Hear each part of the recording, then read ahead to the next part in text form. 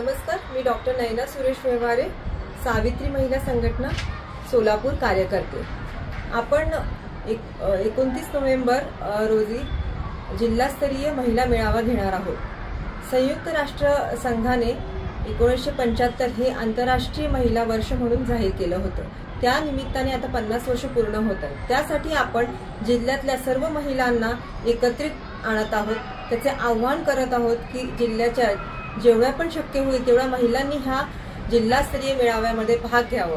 यासाठी आपल्याला लाभणाऱ्या ज्या प्रमुख पाहुण्या आहेत त्या म्हणजे कॉम्रेड लता भिसे पुणे ह्या आणि सुनीता भागल ठाणे, ह्या दोघीही ज्या आपल्या पाहुण्या आहेत ते आपल्याला विविध क्षेत्रामध्ये मार्गदर्शन करणार आहेत व त्यांचे अनुभव आपल्या बरोबर शेअर करणार आहेत व हा असा आगळा वेगळा अनुभव तुम्हा सर्व महिलांना ह्या मेळाव्यात मिळणार आहे।